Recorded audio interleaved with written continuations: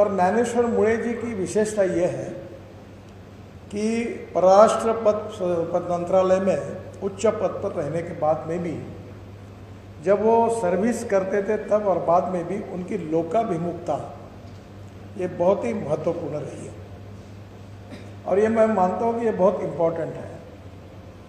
और ये जो लोकाभिमुखता जो आती है उसका संबंध जो होता है वो सोशल कॉन्शियसनेस और सोशल रिस्पॉन्सिबिलिटी के साथ होता है, क्योंकि संवेदनशीलता नहीं होगी तो जिम्मेदारी नहीं आती। और इसका एहसास रखते हुए उन्होंने जीवन भर काम किया, और निवृत्त होने के बाद उनके जीवन में जो उन्होंने प्रतिकूल शुरुआत की कोल्हापुर में, और वहाँ से प्रतिकूल परिस्थिति में उच्च पद पर जाकर पहुँचे, तो जीवन के अनुभव में उनको ये ध्यान में आया कि समाज में जो छोटे छोटे स्तर पर छोटे छोटे लोग काम कर रहे हैं, उनके जीवन के प्रश्न क्या है, उनकी समस्या क्या है। और उनके प्रश्न और समस्या जब ध्यान में आई तो उन्होंने एक तय किया कि मैंने भी कुछ करना चाहिए। मैंने अपने ऑफिस में एक संस्कृत सुभाषित लिख कर रखा है, मनसा सततम स्मरणीयम वचसा सततम वदनीयम लोकहितम मम करणीयम। और दूसरी बात मैंने ये तय की है कि पॉलिटिक्स में चाहे सक्सेस हो चाहे अनसक्सेस हो, कॉम्प्रोमाइज नहीं करना अपने कन्विक्शन के साथ। और मेरा अनुभव अच्छा है। मैंने इस बार पब्लिक मीटिंग में 15,000 लोगों के सामने कहा, जो करेगा जात की बात उसको ठोस के मारूंगा लात। मैंने अपना तय किया, मैं जात पात का पालन करूंगा नहीं। और मेरा अनुभव है कि कोई फर्क नहीं पड़ता। समाज के सामाजिक आर्थिक परिवर्तन में और राष्ट्र के पुनर्निर्माण में वही लोग दिशा दे सकते हैं जिनको कोई विजन है, जिनका कोई कन्विक्शन है। उन लोगों की कमी नहीं है कि जो गंगा गए गंगादास, यमुना गए Yamunadas, worship of the rising sun, ये इनकी कमी नहीं है। अलू दस्तूर जी थे, उन्होंने एक बहुत सुंदर वाक्य, मुझे बचपन में उनका भाषण सुनने का मौका मिला था। उन्होंने कहा था कि जब नदी का प्रवाह जब बहता है तो मरी हुई मछली जो होती है, कचरा होता है, वो प्रवाह के साथ बह जाता है, और जो जिंदी मछली होती है वो हर समय प्रवाह के खिलाफ तैरती है, वही उसके जिंदा दिली का रक्षण है। और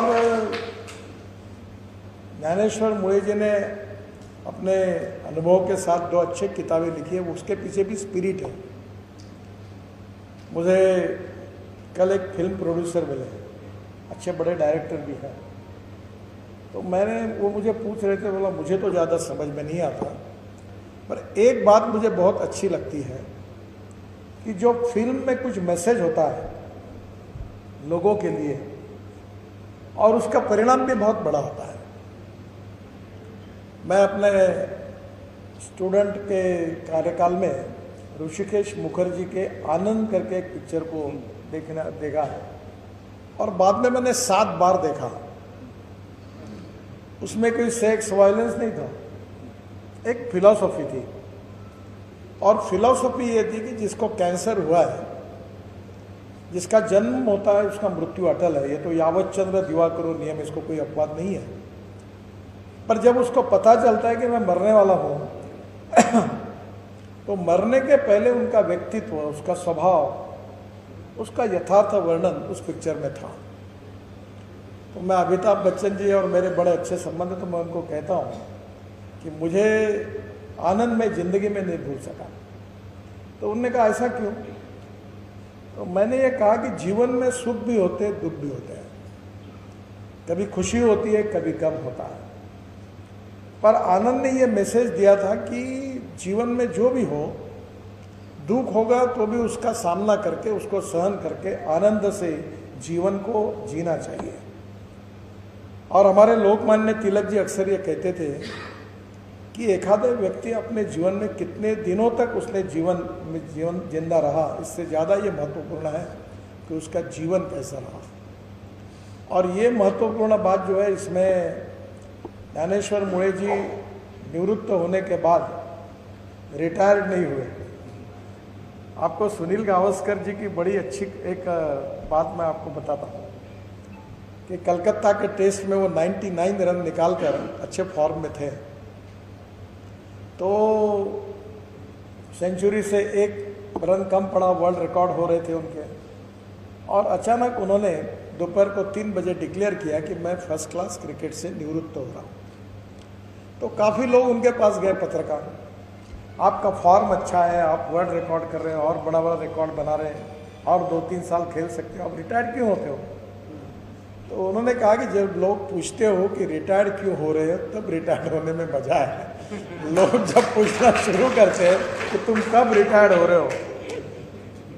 मैं मजाक में हमारे मीटिंग में यहाँ बैठे हुए अधिकारी उसको अन्यथा न ले, मैंने कहा अगर ऑफिस में 100 के 100 लोग आएंगे तो इफिशियंसी 25% होगी, 50% लोग अपसेंट रहेंगे तो 50% होगी, और केवल 25% लोग आएंगे तो ऑफिस में 80% इफिशियंसी बढ़ेगी। वो नहीं आए तो अच्छा है। लगे तो मैं महाराष्ट्र में मंत्री था, तो मैंने 2-3 लोगों को कहा कि मैं हाथ जोड़ता हूँ, तुमको पगार भी मिलेगा, कार्रवाई भी नहीं होगी, तुम ऑफिस में मत हो, तुम आने से रोज उल्टा काम, चलते गाड़ी को पंक्चर कैसे करना उसमें एक्सपर्टाइज था। ऐसे देखते थे कि गाड़ी चल रही क्या, अरे ला रहे खिला।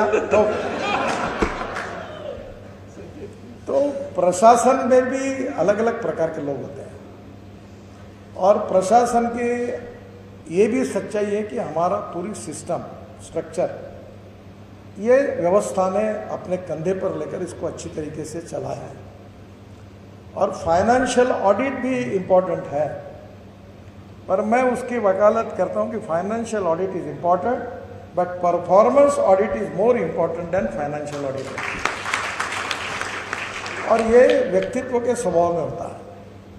मैं जो ज्ञानेश्वर मुळे जी को इतने दिनों से, सालों से देखता हूँ, तो प्रतिभाशाली हैं, होशियार हैं, कर्तव्यगार हैं। जैसे सुषमा जी मंत्री थी तो उस समय उन्होंने पासपोर्ट कार्यालय, पासपोर्ट मिलाना यानी क्या, हमारे इसमें तो पासपोर्ट मिलाना यानी वो शरद जोशी करके हास्य व्यंग्य के कवि थे, उनकी एक पोस्ट ऑफिस करके कविता थी, जरूर सुनिए, और सरकार में काम करते उन्होंने तो अक्सर सुननी चाहिए। वो बोलते थे कि अंग्रेज अगर पोस्ट ऑफिस नहीं खोलते तो क्या होता। तो पहले हम चिट्ठी लिखते, चिट्ठी लिखने के पहले हमको कलेक्टर के पास जाना पड़ता था कि कलेक्टर साहब हमको चिट्ठी लिखने की अनुमति दो। कलेक्टर साहब बोलते अनुमति जरूर मिलेगी, पर पहले एफिडेविट करके लाओ कि मैं और कोई नहीं, मेरा नाम यही है, ताकि फिर मैं आपको परवानगी दूंगा। फिर परवानगी लेकर मैं जाता तो बोलते पहला काम करो, ट्रेजरी में जाके चालान भर के आओ। फिर मैं चालान भर के आकर कलेक्टर के पास पे आता तो वो बोलते थे ठीक है आप चिट्ठी लिखो। फिर मैं चिट्ठी लिखता था, और मैं जब लाल डब्बे के पास पहुंचता था तो एक पुलिस कांस्टेबल खड़ा था, क्या काम है? भाई चिट्ठी डालना, चल चाय पानी के पैसे पहले दे। तो मैं फिर चिट्ठी डालता, फिर मेरा जवाब आता। जवाब आने के बाद मुझे जानकारी मिलती कि मेरा जवाब आया है, तो फिर मैं कलेक्टर ऑफिस में जाता कि मेरा जवाब आया है, वो जवाब मुझे चाहिए। भाई ठीक है, पर तुम वही हो, इसका एफिडेविट करके लाओ, फिर आपको जवाब मिलेगा। तो कहीं ना कहीं सिस्टम में ऐसे बहुत सी प्रॉब्लम होती है। ज्ञानेश्वर मुळे जी की विशेषता ये रही कि लोकाभिमुखता के कारण और समाज में गुणात्मक परिवर्तन करने के लिए लोगों को हम कैसी मदद करें और लोगों की सहायता कैसे करें, और ये इसी भाव से उन्होंने साहित्य में भी उसका प्रतिबिंब है। उनको एक किताबें लिखी, मैं विमोचन कार्यक्रम में था, वो किताब मैंने पढ़ी, और उनके जीवन में भी अभी यही है कि मैं क्या कर सकता हूँ, what is the best which I can deliver for society, ये सोचते रहते हैं। और मैं भी अक्सर ये मन में रखता हूँ कि politics is a instrument of socio economic reform. तो मैं क्या कर सकता हूँ?